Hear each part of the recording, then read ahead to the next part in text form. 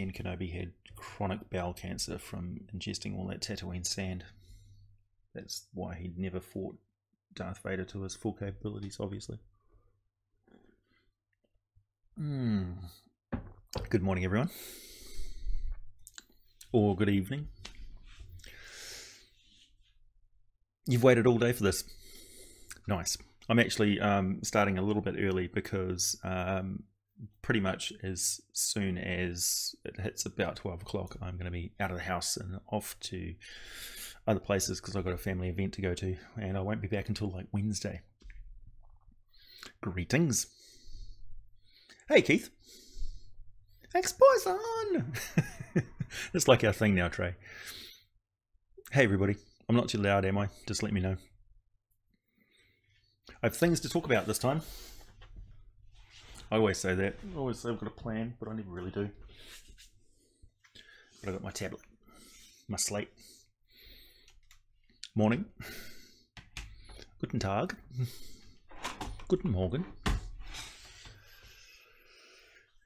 Or to all of my Canadian viewers, good morning, eh? So what's everybody up to? How's your week been? How's your games been? Ex-Poison is a mimic, maybe. Hey, Daz. It's nice to see you guys back again, and everybody being very active on the Discord server, and all the people who have been answering my survey for what Lord of Ruin they'd like to hear next. I have many stories about the tabletop world. But actually what I wanted to talk about today is essentially the plans I have for the channel. It's midnight.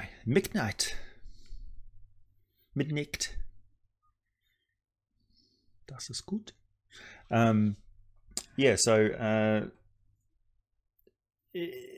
now that I'm running Spelljammer, which is always fun, designing a game of Conan 2D20 for Ex-Poison and my roommate. Oh, nice. Cool, man. No. Oh, no. Lost in the Abyss. Lost in the Abyss and not metagaming. That was that thread talking about how hard it is to get a character out of the Abyss if you know how to get out of the Abyss, but your character can't know how to get out of the Abyss. Ah, the conundrum. Grazed. I mean, if you play cards right, you could probably... I mean, Grazed can seem like a nice guy in the Abyss. And if you get into his good graces, he may actually send you back to the material world because, you know, it's very hard for demon lords and stuff to go to the material world. So they may actually use you as an agent. Of course, there's always strings attached. You DM'd your first game. The cleric is now naked and in jail. It figures. Clerics. Is there a cleric of soon? Because that would make sense. I'm good, thanks. Okay, so plans for new series. So I have a big list of a big load of playlists of stuff that I don't know if everybody's completely aware of all the playlists and things that I have on my channel of all the different videos and things, but there's like a Dragon series and the Giant series, there's the Nine Hells, there's the Monster Ecologies and Strategies, which is like 202 videos long. There's stuff on the player character races, the player races, playable races. There's stuff on crafting tabletop terrain. There's the music for your D&D games there. There's the music that I used in the old videos back when the format included me putting music at the start of my videos, which I don't do anymore because it's just a copyright infringement minefield. So yeah. Whoa, thanks Beard. Thank you, man. Making characters, oh nice. What sort of characters are you making? Sorry if you can't stay.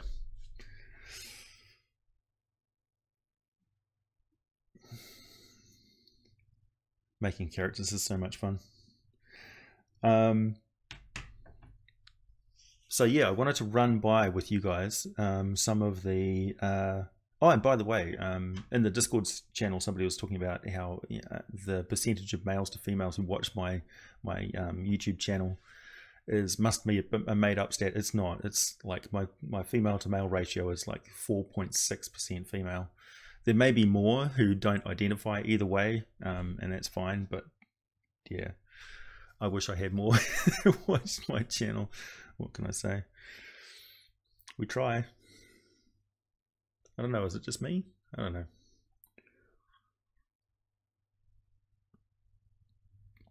What is your opinion on paid Dungeons and Dragons? Like the way that I would do it myself personally. I mean, I don't want to cast aspersions on anybody's business practices or whatever. It's totally up. It's if you want to pay to play Dungeons and Dragons, then fine. There's a lot of people out there who would happily do it as a service for a guaranteed game that you're going to sit down on, because it's notoriously flaky if you're playing, particularly online. People will just be like, "Oh, sorry, you know, I've got problems and I can't attend," and everybody's like, "Oh man." But if you're paying for it, then it's a service and they're going to be there. Otherwise, you know, you get your money back, sort of thing, or you don't pay at all. Hey, whoa! Thanks, Tommy. Far out, man. Thank you so much for the hours that you put into your videos. No problem. No problem. Hey, man, if you've got any requests or anything like that, let me know. What was I saying? Oh, yeah. So essentially, like if I was going to run a game, I would have it so that you basically pay as a retainer, right? So you pay a $40 fee to be there, and if you're there, then you get that fee refunded minus, like, I don't know, $5 or something like that for you know, just basically an hourly rate for the DM to get paid for being there. But essentially, if you don't show up, then the $40 gets kept by the DM because you weren't there. So the idea of it being a useful tool instead of just a money-making thing, but it being like a system for motivating somebody to actually show up and be at the game, that I can get behind, and something I would think about doing. Just because with me, you know, there's a lot of people who would like me to run a game for them, and the list is, you know, hundreds long, which is mind-boggling for me, but whatever. And so that basically would say, look, you've got a priority in this queue. You've got this place that you've earned, and be there. Otherwise, you're depriving somebody else of the chance to be in that game, essentially. I mean, yeah, I know, $40 would be like, oh, exactly. It's an incentive to stay, to be there. It's a deposit, D&D deposit. Yeah, exactly. I don't know. I probably wouldn't charge anything. It's just I'm just rattling off my opinion on it.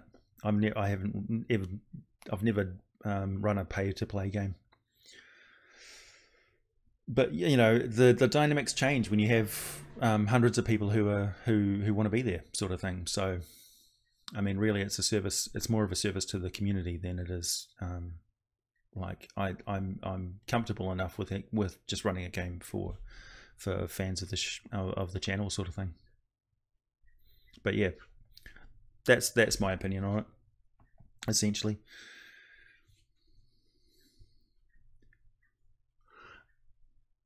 I haven't even mentioned the new series yet. So, okay, here's my ideas for the new series. I'm just going to rattle them off. So the A to Z is a podcast style series where essentially I grab a monster manual and I go from A to Z, but the Z is kind of a play on, I just ramble on for like an hour or so until you fall asleep. But I'm just riffing on as I turn the page, and I'm just looking at the monsters and stuff. I'm talking about the monsters. It's an unscripted thing where I talk about how you'd use the monster in the game, my thoughts on ecologies and things like that. And I'm just rattling as I go from page to page, just talking about monsters and stuff. So that would be my idea for one series, and that would be nice and comfortable for me, because scripting and doing all the artwork and stuff like that for videos is time consuming, and this way I'd be able to put out more regular content of that sort of waffling ideas and inspiration style that people seem to get a lot of like particularly DMs get a lot of use out of. So that's kind of my idea of changing the format a little bit to be more catering to that sort of enjoyment aspect that people get from my channel. I wanted to start on a monster design series. So this is just building monsters in D&D, how to build balanced, proper monsters using the actual game system itself, and trying to avoid homebrew rules and things like that, but talking about the actual design and how the challenge rating works and all that sort of stuff. So I'd be learning it and passing on my insights and things at the same time, and also bringing a lot of stuff from the previous editions of the game. So you have a very simplified version of the rules right now. Like for instance, in the first installment, I'd be talking about size categories and things like that, where in previous editions of the game, sizes went beyond gargantuan and colossal. For instance, you've got awesome size, which is another size category which is available in Spelljammer, for instance, but it doesn't exist in 5th edition from the perspective of people who have just started playing the game. So as far as they know, it goes colossal, colossal plus. But there's actually another size category called awesome. So that's something that I could bring to people with, those sort of insights. I want to do a Tyrol tour series where I'm actually specifically looking at, like that video that I did on Thay, for instance, where I'm looking at individual areas of Tyrol, not just Faerun, the continent of Faerun, although that would be the bulk of it, and starting off with the more popular sort of areas.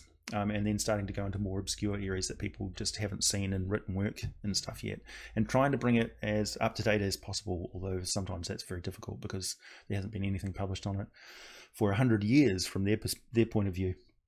So that, yeah, and that would be also led by the viewers and me asking you where you want me to go next on that.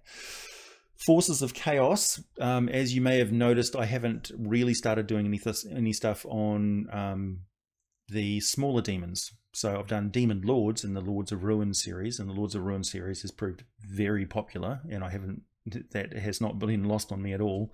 And you can see from the level of work that I put into those Lords of Ruins videos that I want to cover them quite well, because they're major players in the game. Those are campaign basing bad guys, and they've got a lot of information that is great for me to go through and very entertaining, and I really love bringing all that information to you.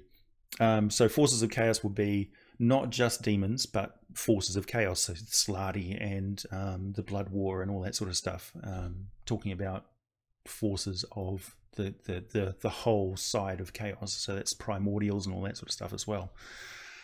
Forces of law is the flip side of that, including devils that I haven't talked about yet, like pit fiends and things like that, and other forces of law such as the celestials, some of the immortals, the forces of Mechanus, that sort of thing.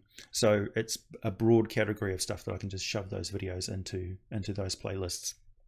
A series on Planescape, which I'm just sort of going to kickstart, get going. You've seen a couple of videos on Sigil, but Planescape is an entirely different way of looking at the game. It's basically the Stargate version of D&D, and Planescape has got a lot of philosophy and things like that in there. So the first thing I'm going to do is start talking about factions and things, which crosses over with another series, which is basically talking about factions and things in D&D. But those are hard to categorize, really, because they're just general purpose Dungeons and Dragons stuff.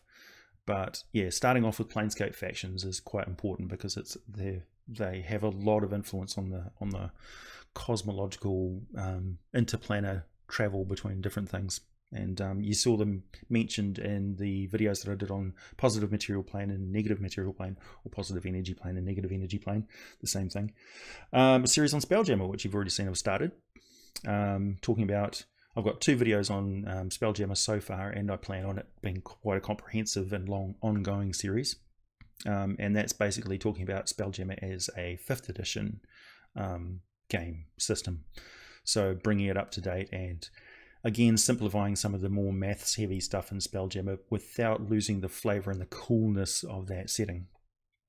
And that's basically D&D Star Trek. So or D&D Space Pirates, essentially, or D&D Super Mario Brothers. As thanks for putting those links on the Discord server channel, and there's some links to Mario videos in the video requests chat section in the Discord server. Sorry, I've been sort of ignoring. Maybe do a video on making deities. Yeah, for sure. That's certainly part of it. Making monsters. You know, I mean, deities are basically, if it's got a stat block, then it's essentially a monster by D&D standards. Well, you know, and they follow exactly the same rules. So yeah, I'm just going to backtrack a bit here. 1974. Yeah. Actually, I've got a pretty cool picture that from the first Gen Con. There's a picture that I saw from the first Gen Con, which was kind of funny. People playing war games and stuff outside of the that little center there. Do I watch Critical Role? No, I don't. I've never really got into Critical Role. I'm aware in periphery of sort of what's going on with it because it's part of the D&D community, wider community. But I find it hard to sit and watch games when I've got other stuff to do.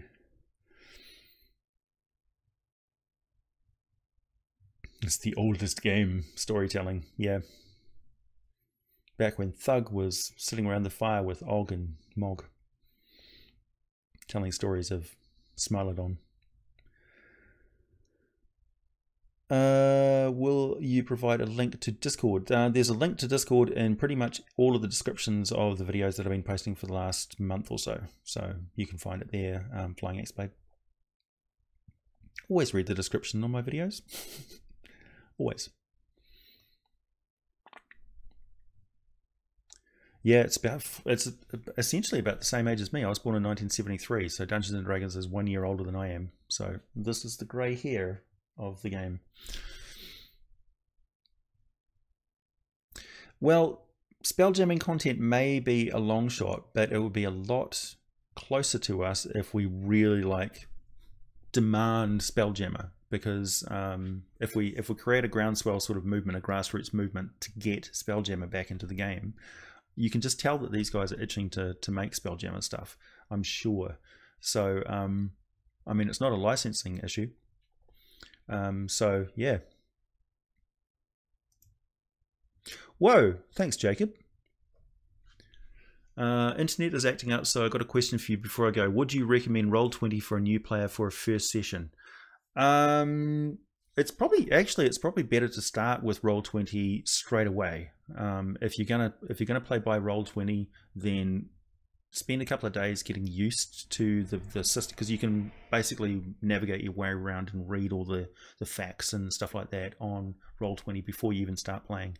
And if your plan is to start playing and that's your course, just get into it straight away. Just bite the bullet and get into Roll20 to begin with. Yeah. Otherwise, Google Hangouts is basically just a video chat where everybody's sitting around and talking and stuff. The best advice I have for those is wear headphones so that your microphone sounds are not reflecting and stuff, because that's really distracting. Leave your microphone muted unless you're talking, and basically, if you're the DM of a live chat game, let the players talk. Don't talk over top of people, which is something I do far too often.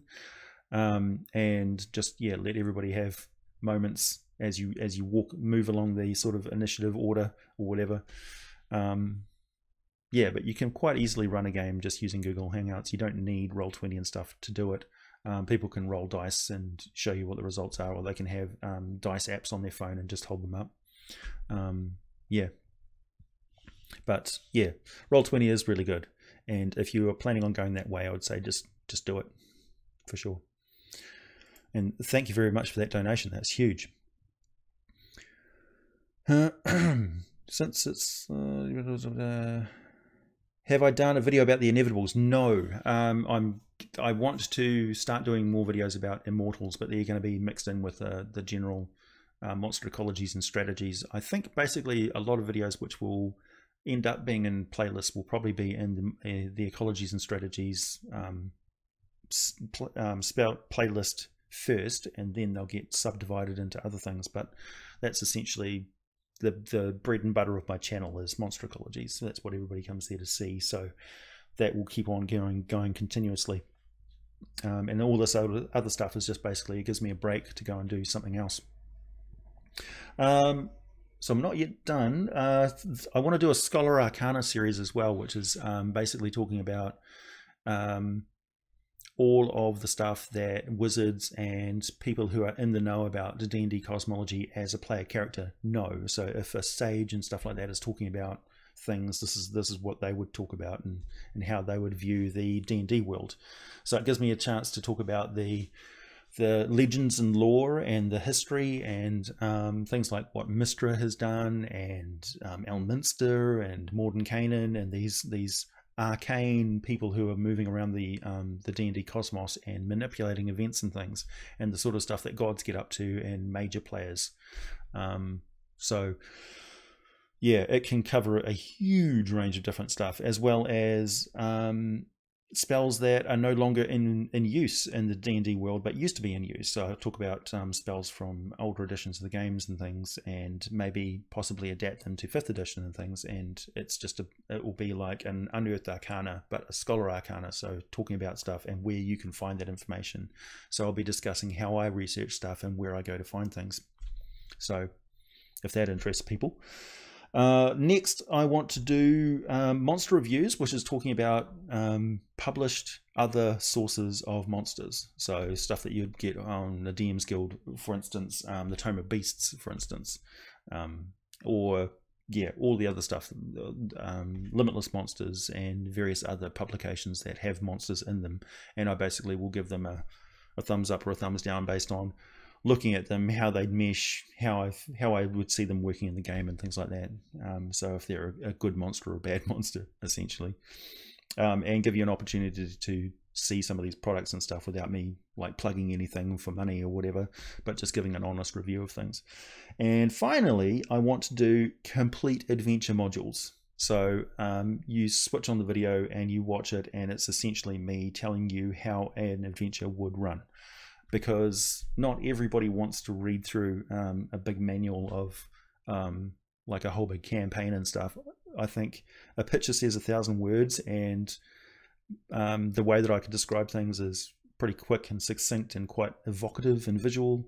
Yeah, essentially I can bring you adventure modules that you can run in your games, in your campaigns, starting off with like basic side quests and things like that. And possibly following up with like published stuff as well that you could buy from the DM's Guild. I don't know. But I think the idea of an adventure module series for video would be quite useful, because you're never really very far from your phone and things, and you can just basically flip forward. And if I had timestamps and things like that in the description, it'd be easy to find room descriptions and things like that, NPCs, that sort of thing. So yeah, let me know what you think. Sticks to snakes. Yeah, exactly.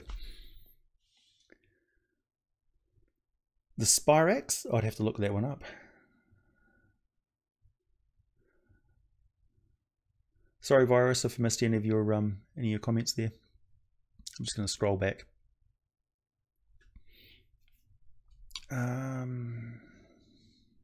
Wow, I missed a lot. If a male humanoid mated with a female polymorph dragon, would this union result in the birth of a half dragon? Yes.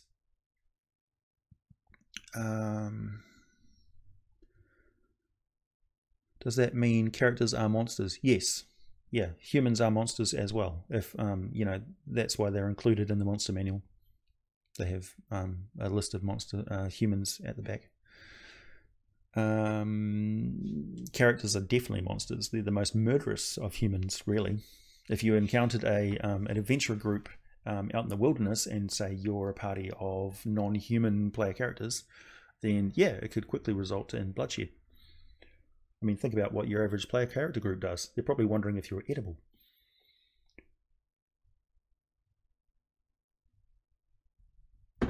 Chicken fettuccine Alfredo. Nice. Hi, Justin. Nice to see you. What's my favourite of what?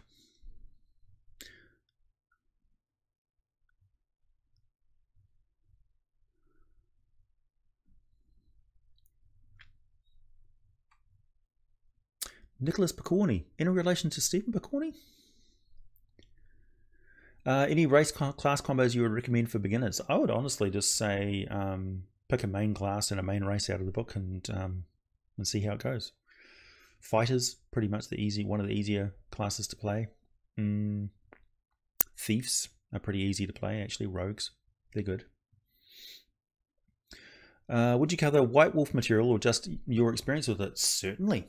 Yeah, for sure.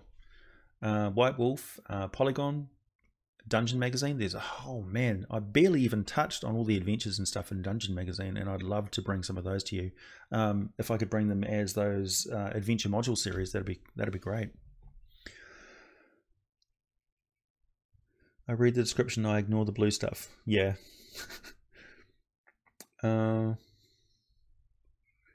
Beholders for the win. What's your favorite magical plant from D&D or something else? That's actually a thorny question.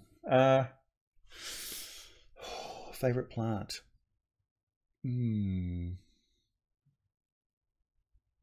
Probably a shrieker, actually. I mean, well, that's a fungus.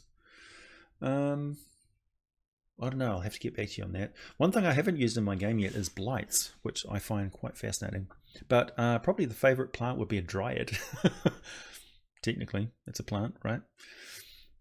And there's all sorts of other things like the invasion of the body snatchers, pod duplicate sort of plants and things like that. And oh yeah, I've got to bring I've got a few videos which are coming up. Thanks, Jacob. Yeah, beholders make great villains.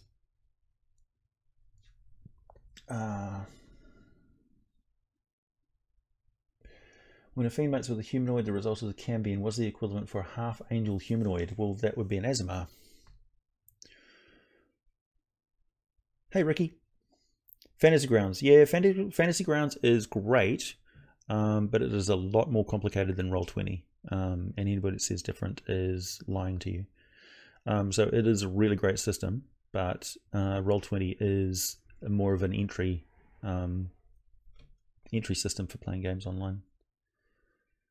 But again, it's modifiable, so you don't have to use all of Fantasy Grounds features. Can you do a video on Paladins? Eventually, yes. When's the AJ D&D core book coming out? Never. I don't know if I'll... I make no promises. I can promise you more monster videos. That I can guarantee.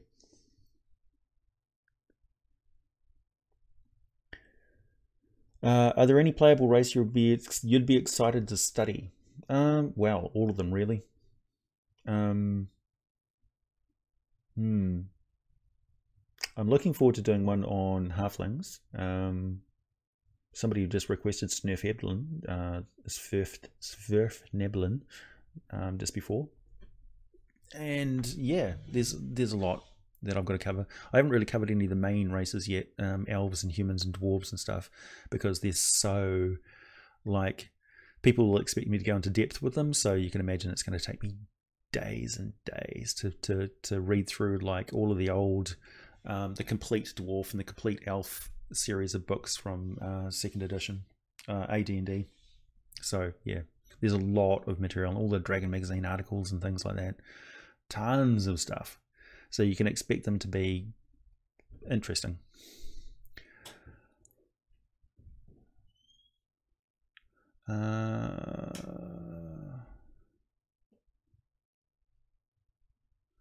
Please don't monetize. Are you talking about monetizing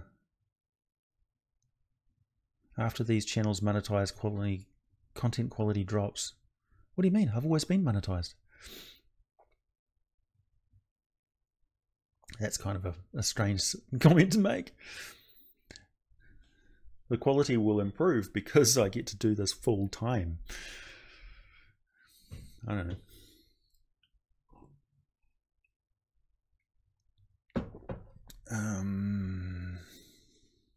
Oboxob, going to do a video on Oboxob. Oboxob is a major player in the formation of the Abyss. Basically, he's the reason why the Abyss started. Am I caught up? Oh yes, I am caught up. Good. Can tieflings be based on other races than humans, like lizard folk or something? And if so, how would you work it in the game you ran? Ben, I don't normally say no to things. Runehammer. Oh, I see what you mean. Okay. Basically, lizard folk and stuff didn't make pacts with. There is a demonic version of a lizard folk. Also, there's a demonic version of basically the tabaxi as well. There's a more almost a Rakshasa version of a tabaxi as well in their in the lore history of that species. Have I seen the How to Train Your Dragon movies TV show? I don't think so. I've seen the movie. I've seen a couple of movies of that. Yep.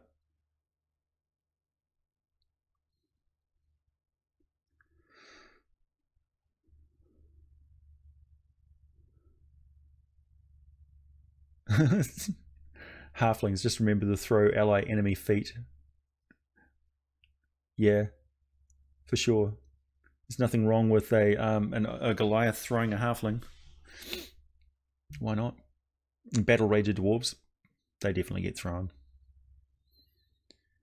Have you ever published anything in the RPG industry? Yes, I have. I had a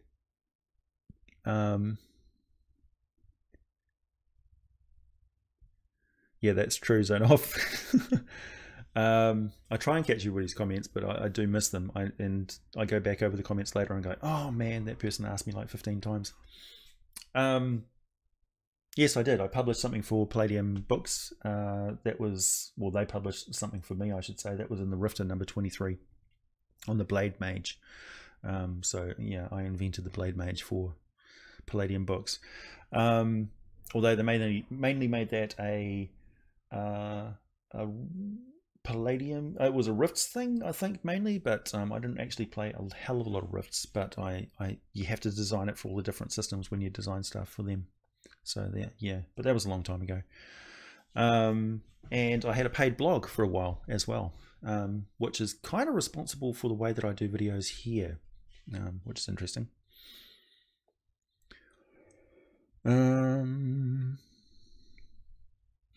No, I haven't yet seen the new Adventure the Waterdeep Dragon Heist. I get everything really late because I live in New Zealand. It's unfortunate, but that's the way it goes. So unfortunately, I'm not going to be one of those channels that brings you the latest product. I will dissect it later on. Yeah. Plus, that's not really my style. Battle Raiders. GURPS.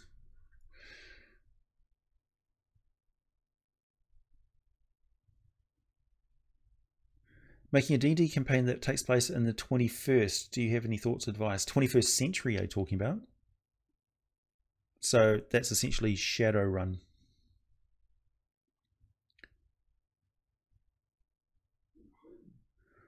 I wouldn't call it a professional background, pen and blade.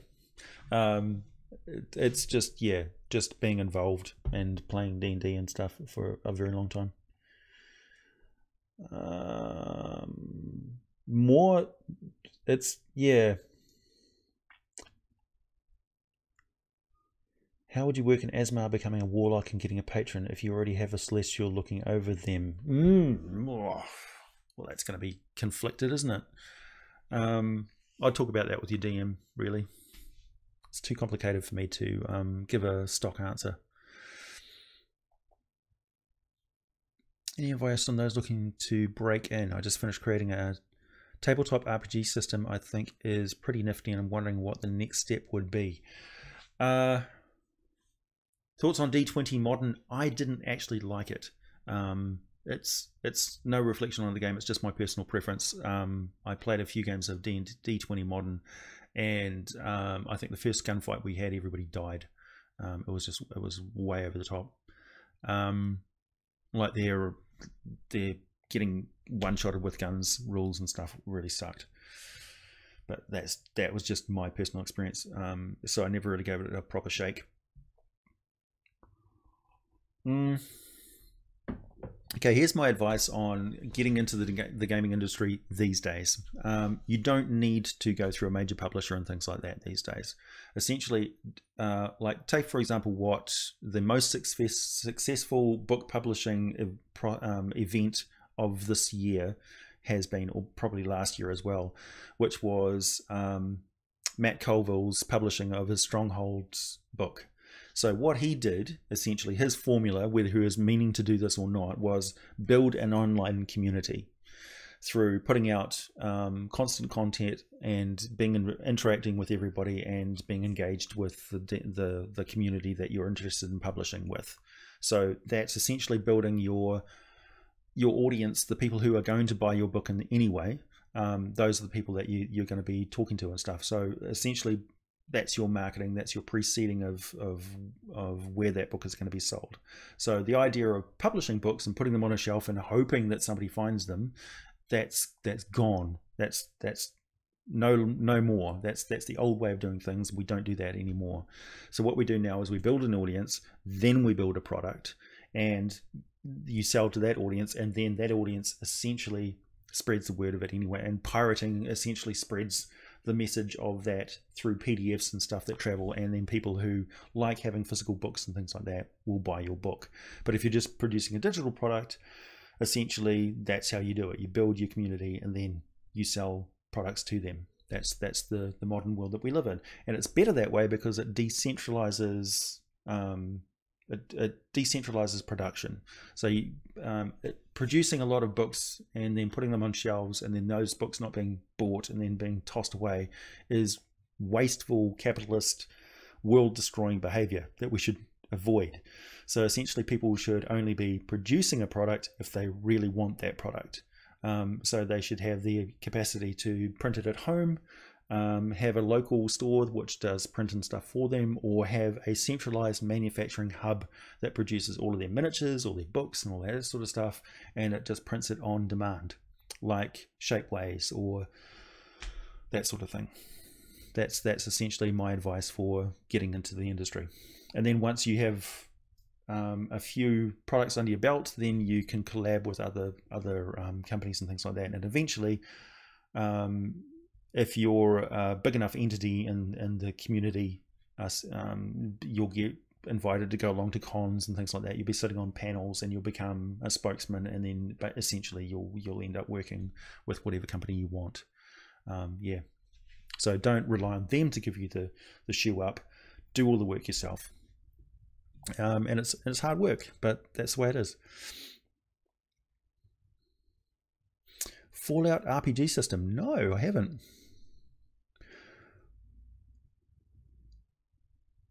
Does anyone in the chat play an instrument, and if so, what instrument? Interesting.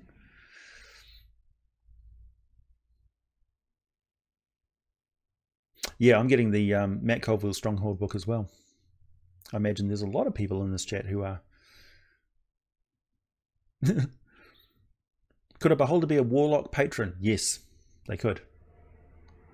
Actually, the Deathlock in Mordenkainen's Tome of Foes is an interesting template model that will start people will start thinking about the warlock patron dynamic a lot more, I think.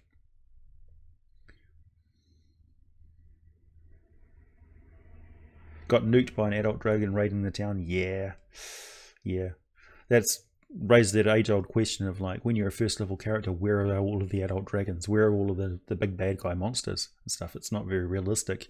Simulationist play. I have a problem with people who talk about simulationist stuff, and they keep referring to the D&D world in the terms of a medieval world. It's not a medieval world. It's nothing like the medieval world. I mean, think about it. It doesn't even have a fossil record. It didn't have a dinosaur age. You know, nothing like that. The D&D world is a mythical world. It's completely fantastical. Like, physics don't even work the same. Giant spiders, they're not even a magical species. No, they're just large spider things for some reason. Matt Colville is inspiring. He is an inspiring, legendary figure. 6.5k. That's pretty damn good, Pen and Blade. Like, I'd say as soon as you get to something like 10k or whatever, start. Get rolling.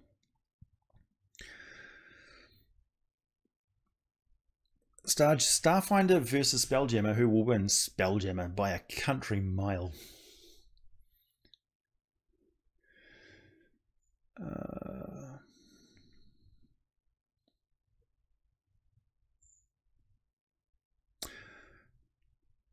Man, I'm getting way behind on the chat here. I'm going to skip forward. Marinanor, would you recommend I make Dungeons and Dragons deities first, or make my gods and then fit them into the Dungeons and Dragons? I would say, you mean like making your own deities and putting them into an existing D&D setting? In which case, yeah, you can do that for sure. Essentially, you're reskinning the symbols and the thoughts and stuff, like the motivations behind those different churches and things that exist in the periphery of Dungeons and Dragons. But think about how your deities and stuff actually influence the world, how much they really do, and how active the churches and clergy and stuff really are, and how often, particularly how often the player characters actually interact with them, because that's how the players are going to experience it. So look at it from the player's point of view. How much are they actually going to interact with these? Because otherwise, if you put all of this work into the deities and stuff, when the players first ask you about them, you will give them this huge big monologue about all this backstory and history about it, and they'll just be like, like, yeah. It's a rare player that can sit through a 20-minute monologue about your deity system when they just want to basically swing a sword and kill stuff. Yeah, always be considerate of, like, they know that you put a lot of work into it, but they don't necessarily want to hear all of it. They want you to show them, not tell them how the world works. And that's my advice on making deities and stuff. Am I caught up? No, not even.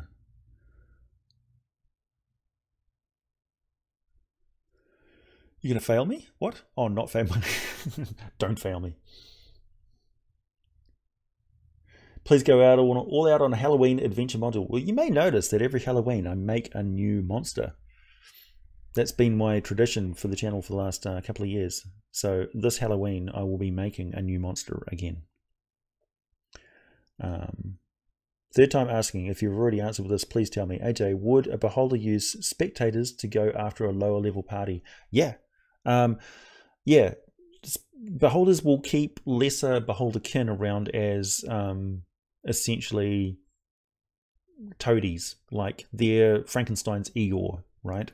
So be like, yes, master. And off they go and scuttle off, scuttle through the air, float off under the beholder's command. And so imagine that every time it sleeps or whatever, it's dreaming and it's spawning off lesser versions of itself, and for the most part it kills them all off, but essentially it would have all these little toady minion beholders floating around that it just orders to do stuff, and they do so because it's the boss. So yeah, for sure. It would be a rare, like beholders are one of those creatures that it's not unexpected that they'll be alone in their lair, because they are xenophobic and highly aggressive. They have all of the worst personality traits. But again, in 5th edition, if you picture 5th edition as a raging sandal-clad barbarian chopping through 5 different small creatures as spears and stuff are piercing them from different directions. That's the idea behind Dungeons and Dragons. That your monster lairs should be stocked with stuff for player characters to cleave through, and it be quite a full-on combat experience. Because combat should be complicated that way, and there should be lots of minions and things, because minions are quite important in 5th edition. The idea is that you should be risking your character's life to get things done. Things should be a tooth and claw fight. That's the whole idea. It's very satisfying once you do it. Once you play 5th edition in the spirit that it was intended. It's a hell of a slapstick and full-on game. It really is.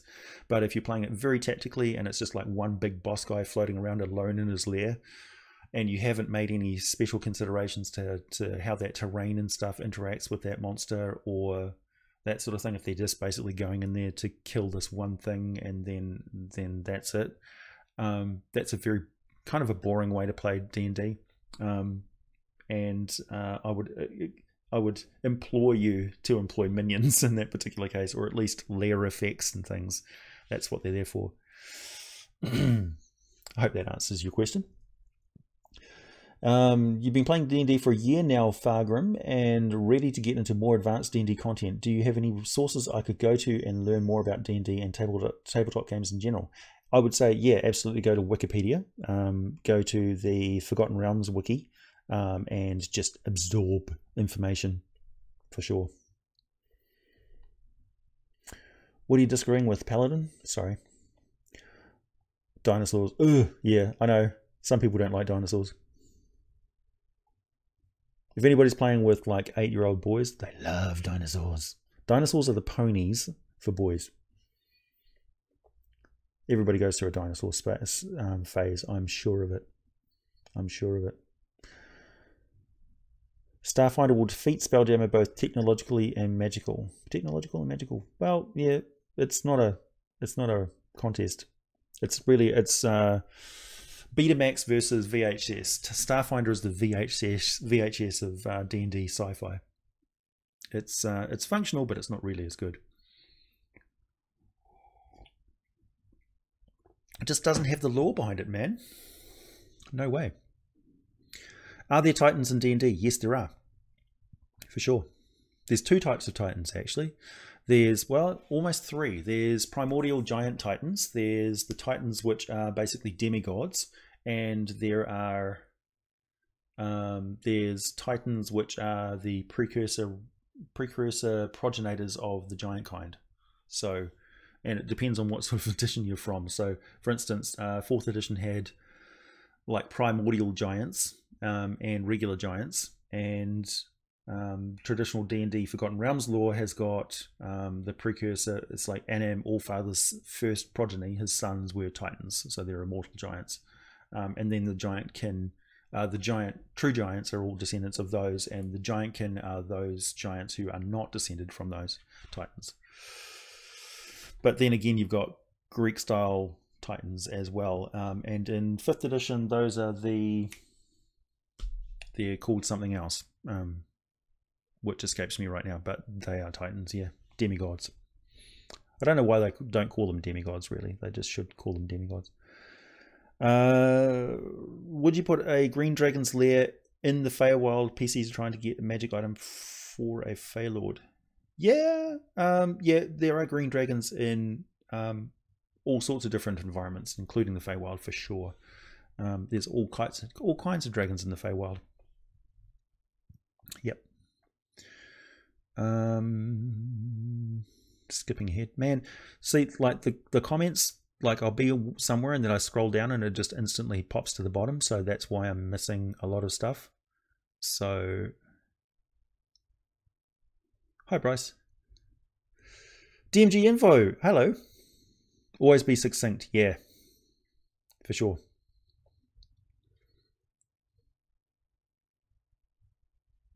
I thought Asmar were like Tiefling, not true half-fiends. Yeah. How would you have werewolves in your game? Sparingly. You gotta have the Obelix as a main big bad guy. Obelix. And it's all because of the ideas you gave me in your video. Oh, thanks, man. Cool. Here's a challenge for you. Since you did Orcs, Faerun or Kryn invasion by the Vescarium.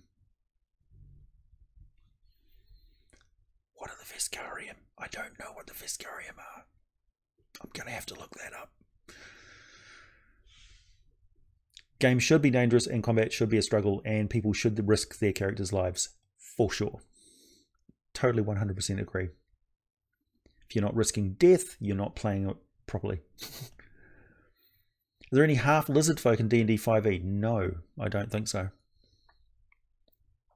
Thoughts on minions in 5e as they were in 4th edition? Yeah, absolutely, Aaron. I recommend doing it, for sure.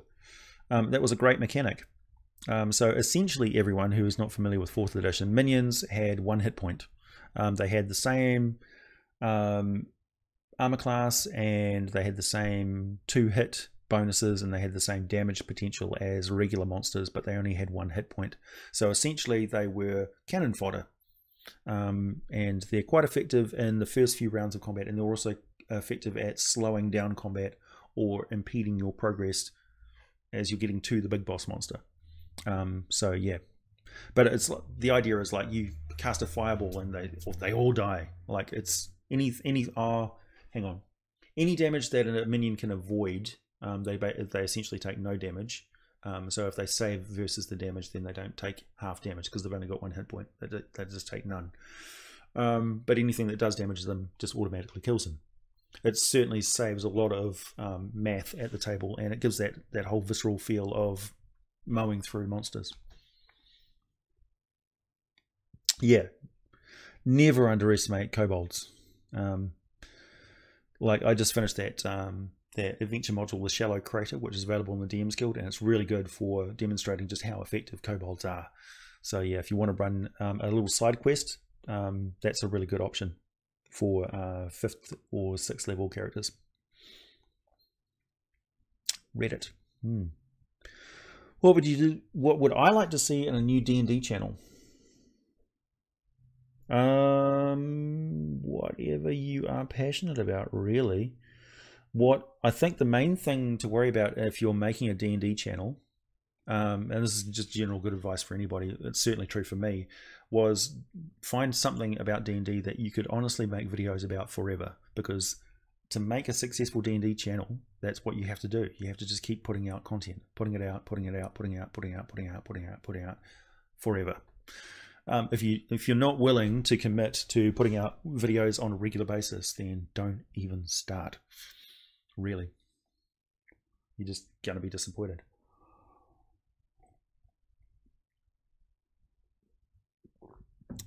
Beholder that collected species of monstrous humanoids. Yeah, for sure. I mean, they'd still be inferior, horrible species, but you know, it'd be like somebody collecting spores, molds, and fungus. You had a spasm era for dinosaurs as a kid too. A spasm era. I know exactly what you mean. It's not a contest, someone who is losing a contest. Ooh, oh, it's like that, is it? I spit on your I spit on your Starfinder.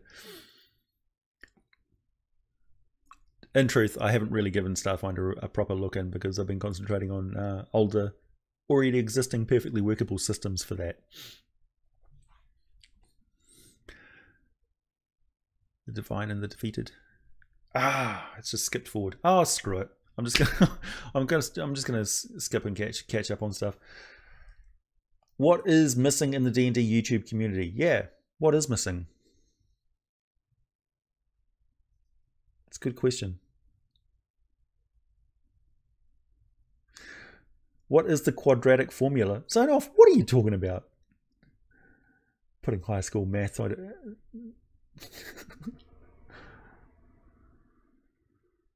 Ooh, what did Pen and Blade say? Lucius, hi. I missed that. Have you ever published a video that lost a bunch of subscribers? No, not really. I mean, how? No, I don't know. I don't think so.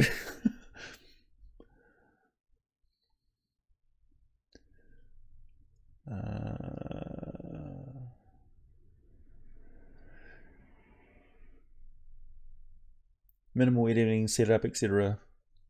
Yeah. Focus on putting out good content multiple times a week. Whatever. Hey, Trevor. Hey, Trevor. Nice to see you. Yeah, that's good advice because if you like, for instance, Locrius puts out a lot of really good quality in his videos, but his output of videos is really low.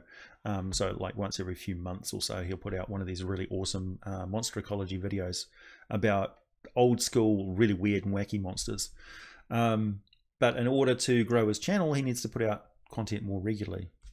So yeah, that's really it's a catch-22. You can either put a lot of work into it, and essentially, if you're going to be putting them out on a regular basis, it has to be an amount of work that's not going to burn you out.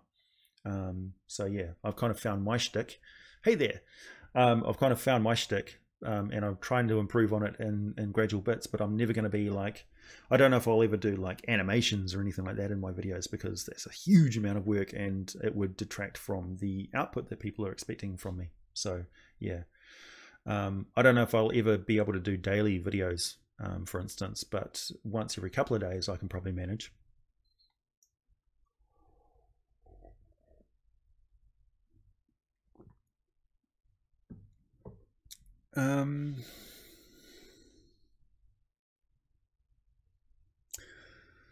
Does no one remember the quadratic?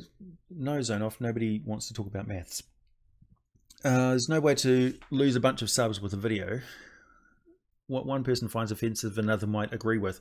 Which brings me to the topic of suck-ubi. I just remembered I've got these topics that I was going to talk about as well in my description here.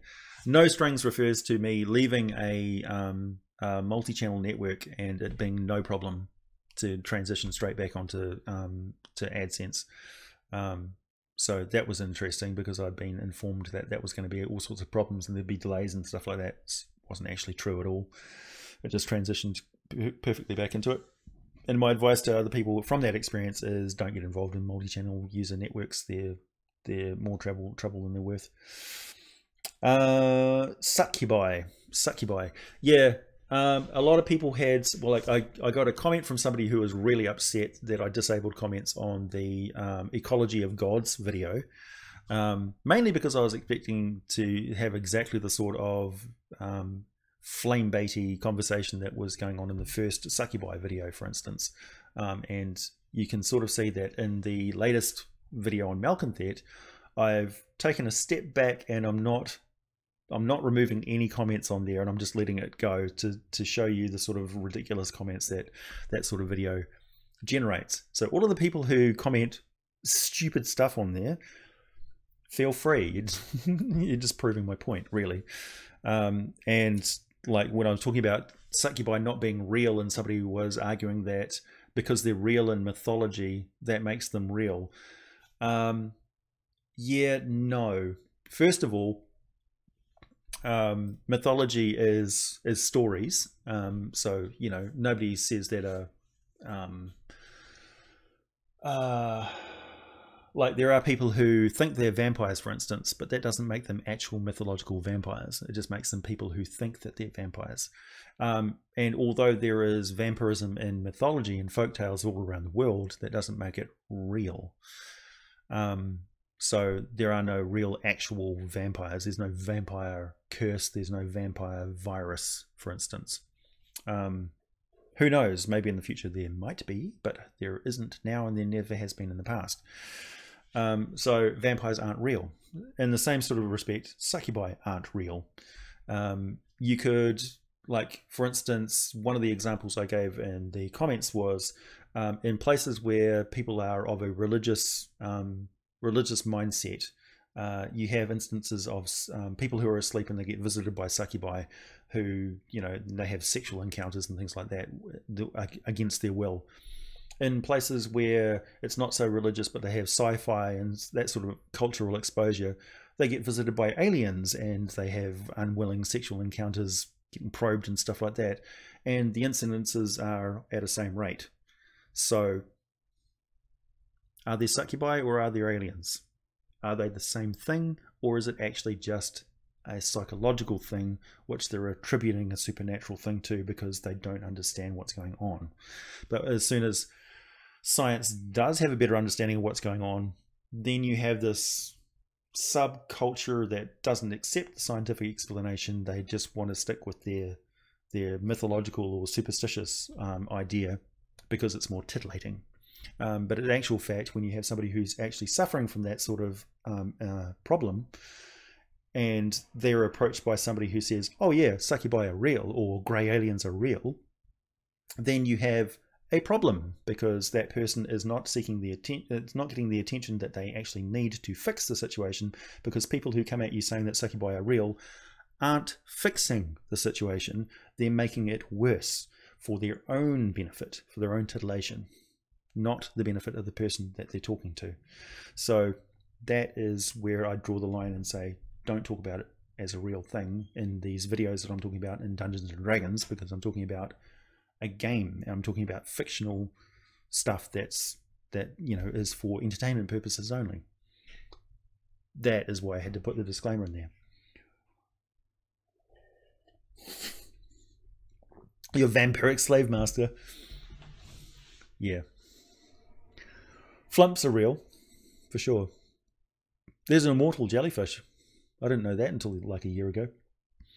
Yeah, and also I wanted to mention that the live streams are going to be back to the regular time, not this early time.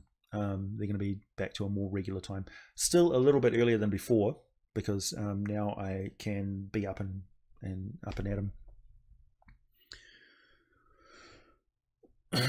They're all jinn.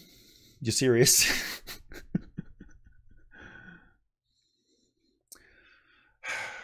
People can believe in what they want. But if you come at me with something that I can disprove with science, I won't hesitate. Challenge me. Those of you who believe in magic, feel free to curse me. Do your worst.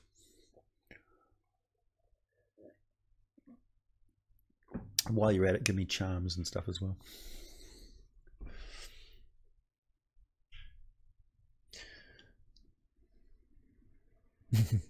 No. I thought you were leaving, virus. Are you a different virus? Are you the same virus? It's hard to tell.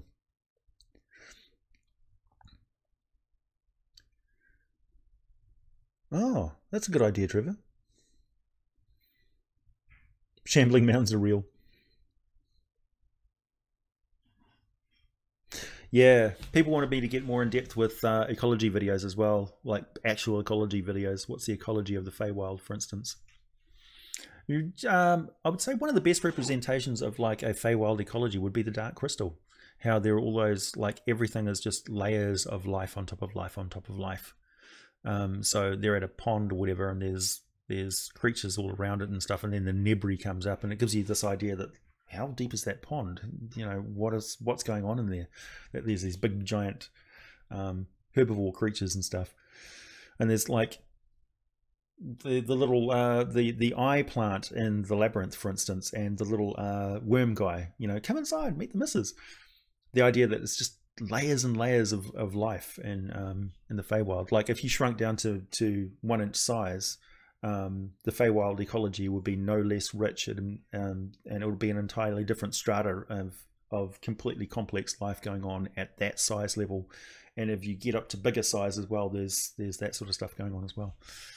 Yeah, I like that idea of just, I could talk about the Feywild forever. Just make monster ecology videos about the Feywild for months until everybody begs me not to.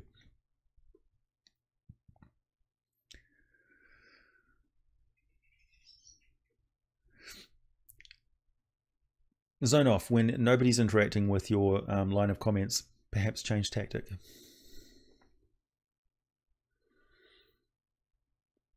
Yeah, there are curses that a player character can get in D&D. Actually, I should make a video talking about poisons and curses and things like that. Particularly hedge wizards and hedge witches, who can be quite an inconvenience. Particularly ones who sell you fake healing potions, for instance.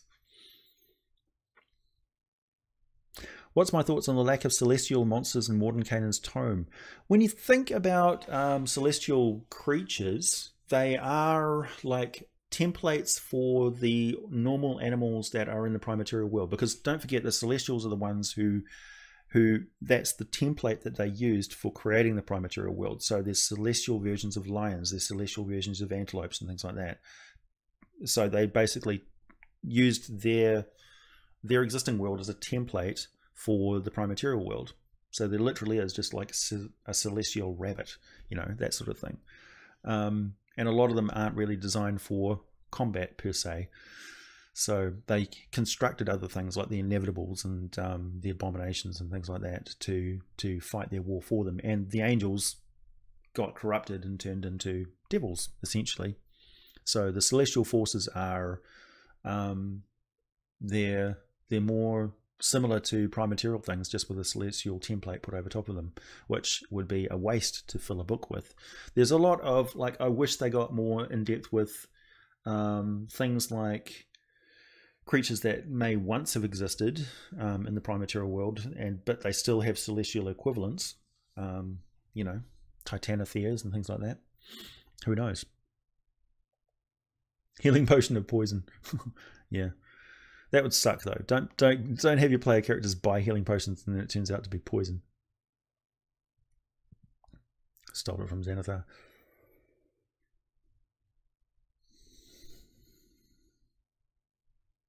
Yeah.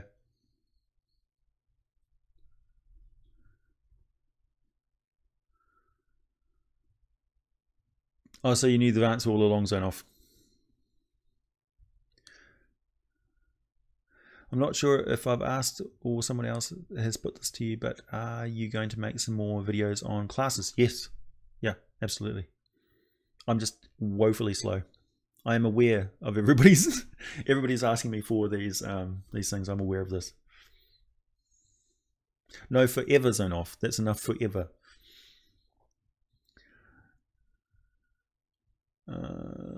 It's all about how the DMs and players interact and want the story to play out for that whole railroad and sandbox theory. Yeah, I mean, most games are a mixture of railroad and sandbox, really, when you think about it. There should be an element of sandbox and there should be an element of railroad. Neither is necessarily bad. It's just bad in excess. Do you think the Shadowfell should be the opposite of the Astral Sea instead of the Elemental Chaos?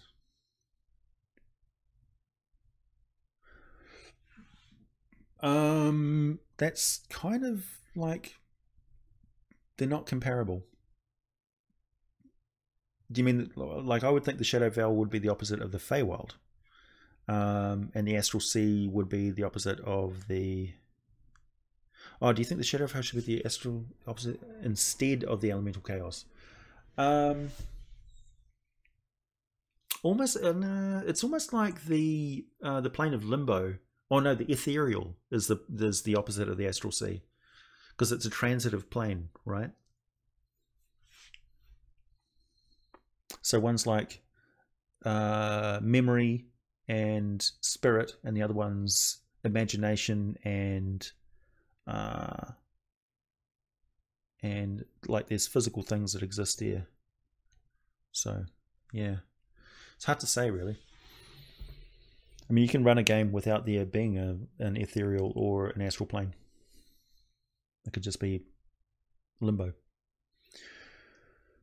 Oops, you guys are skipping past. What do the denizens of Shadowfell have that they can trade for goods? They have slaves, they have life, they have relics and things, they have weird exotic metals and things like that. They have poisons and toxins, negative things, nasty things. They have artwork and they can trade, you know, goods, trade goods. They make things.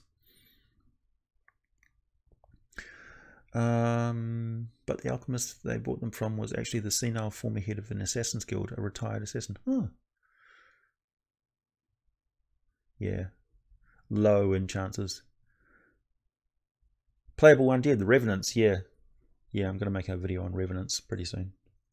What's your opinion on magic being a force through everything, like Star Wars, the Force, or magic being more like the source of nature? We're just talking about this before I started the live stream. Midichlorians, mitochondria. Magic in Dungeons and Dragons is it's not equivalent to any real world physical thing. We can't We can't imagine it because it doesn't exist in our world.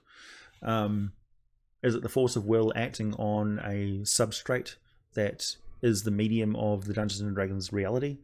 Is it divine will just keeping the D&D reality working like it's a dream of an elder god, like in H.P. Lovecraft sort of thing, and when you're casting magic you're actually changing the dream? Who knows? Who knows? Is it psychic? Is magic actually psychic in nature? Or is it physical force? Are you manipulating some sort of meta energy? We don't know really what it comes down to. There's 1,000 different theories that you can come up with. Could you have a versus D&D game where one player is a dragon, the rest of the players are characters? Yeah, for sure. That happens.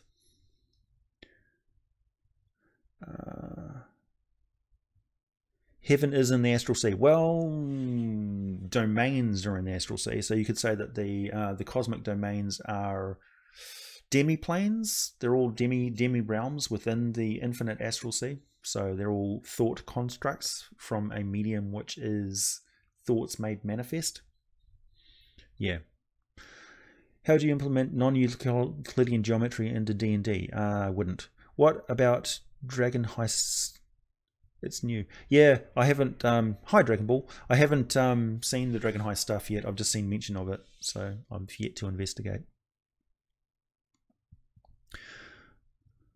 Regarding healing poison, would actually be helpful if they didn't have any restoration, but did have a raised dead scroll. I suppose so. Oh, you mean kill somebody and then raise them from the dead to cure them of any conditions? I've never actually thought of that. I suppose so. It's a brutal thing to do, though. What if they decide not to come back?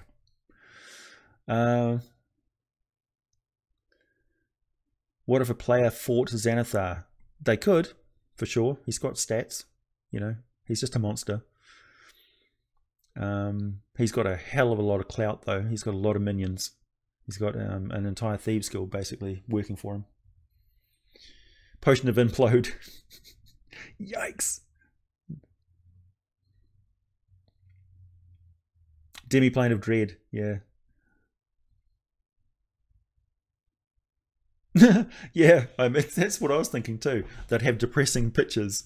That's what they'd sell from the Shadowfell, depressing artwork. Goth fashion. Morose music. Beat poetry. How do we keep track of all these planes? There's so many. Yeah, but they're all optional, really.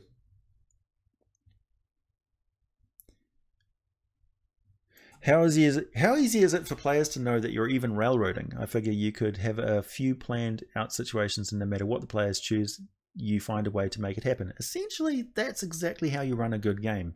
You have an idea for a cool scenario in your head. It's like, oh man, I really want a workshop where animated things come alive and spray them with paint.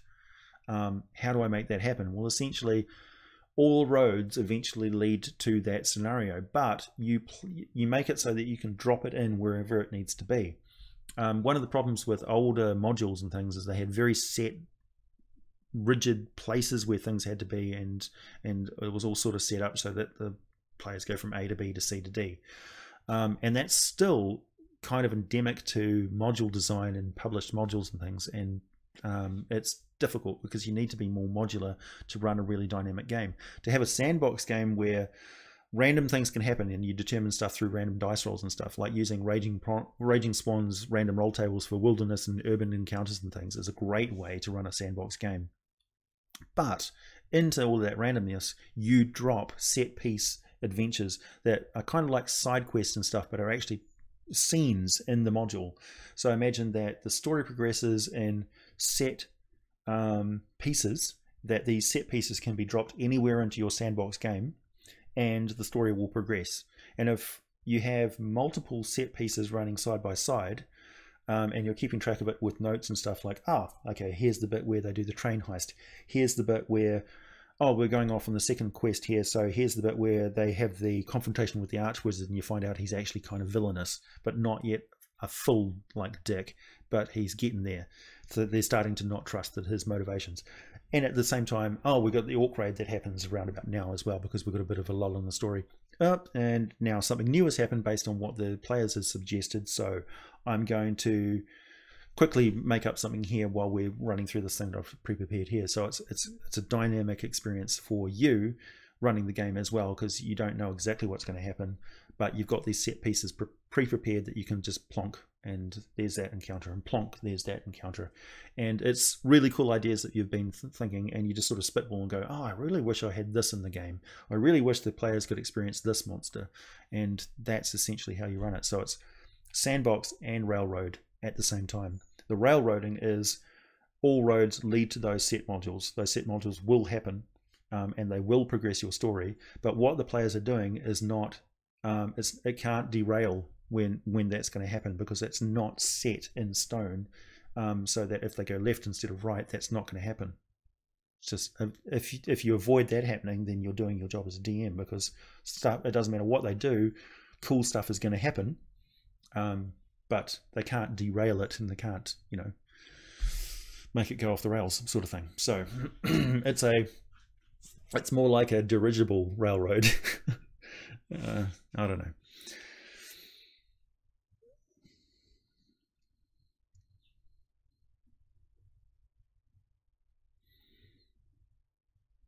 Yeah, things like, yeah, like if you're going to have something like that is really like shakes everything up.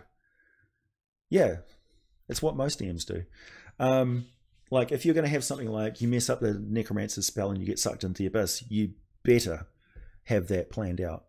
You better have that planned out. Otherwise, don't make it a possibility, even if it says so in the book. If you don't want them to go to the abyss, don't do it. Have them go somewhere else. Have them go to the Shadowfell, where there's an easy portal back, and it's just like a few encounter fights on their way to the portal, which is pretty obvious. It's over there.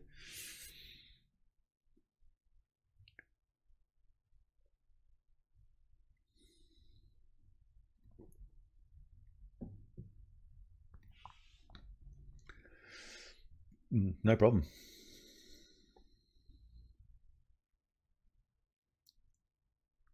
A magical bookcase hunted you down, was looking for scrolls and books that I stole. That's a brilliant idea, Virus.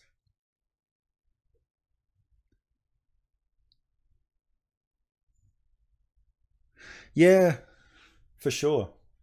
That's a good point, actually, X-Boys. And again, going back to that topic I had before about D&D not being the medieval world, all of those armors and stuff that you buy in Dungeons and Dragons for your character, they didn't exist at the same time, because longbows and crossbows and things like it was an arms race between the weapons that people used and the armor that they wore. So, for instance, they didn't wear banded mail when crossbows were around, because you get killed if you wear banded mail and somebody shoots you with a crossbow. Even scale mail is not that good.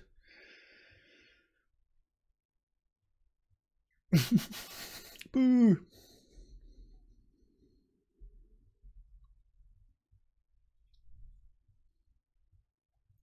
Perhaps railroading happens because most new gamers are not starting in dungeons but are starting in taverns. That's kind of true. Like it's like if you have the players start out in a town, have a series of events which are going to happen in that town, which like, and it really, like, you read what the players are doing, and if they're just dilly-dallying in the tavern, have things which are going to happen in that tavern.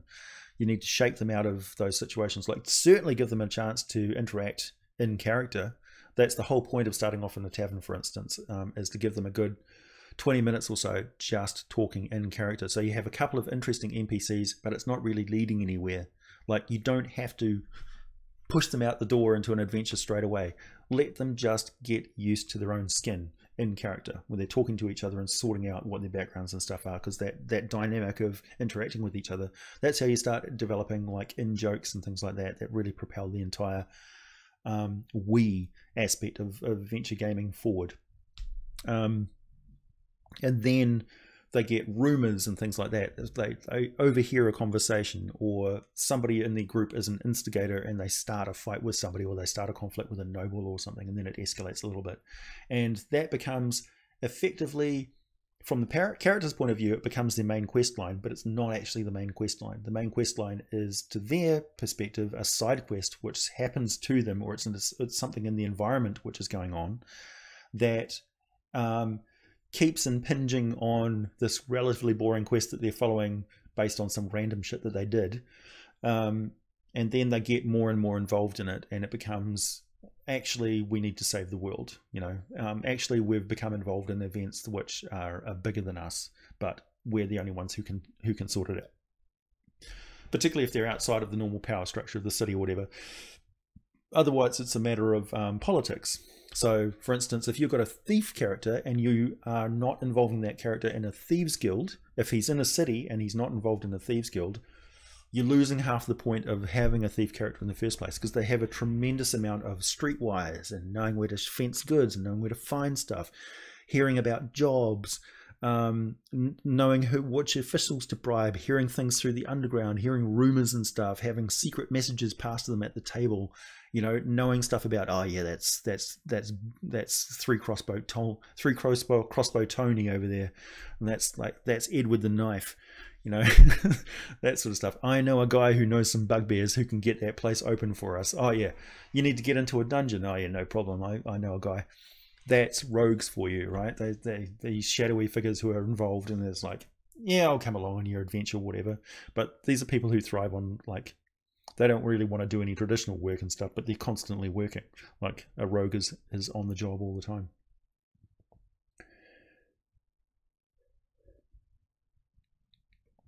20% chance of orc herpes. Oh god. Right, so I'm going to take off soon, guys. I know it's a little bit early, but I did start a bit early as well. And I've got people coming around to pick me up and take me away. Message retracted. I'm always interested by that. Oh, the bookcase did take back the stuff. I stole it and I got stabbed by another player with a pickaxe in the back of the head and lived. Another player did that to you? A bastard.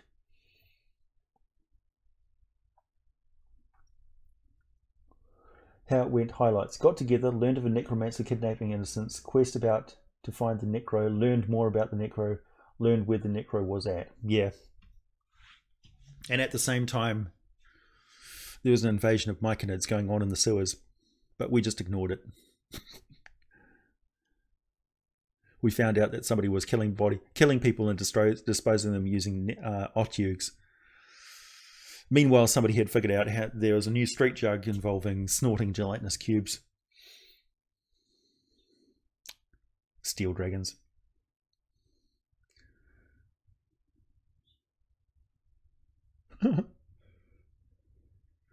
Yeah, it's been an hour 20 minutes. It's not a bad stream. Be well, everyone.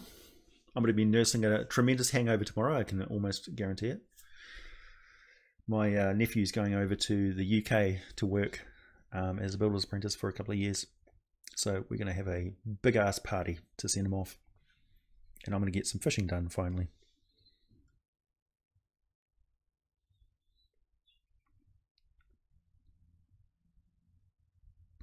I'm not saying it was feasible to train archers for the Civil War. I'm saying if archery was already a hobby, they would have been far superior. Probably. But they don't have cannons. Well, they have ballistas. Trebuchets. Cheers, DMG. Nice to see you. I think this is the first stream that you've joined me on, actually. Thanks to everybody who's joined me for this. All 69 of you. Yeah, finally get some fishing done.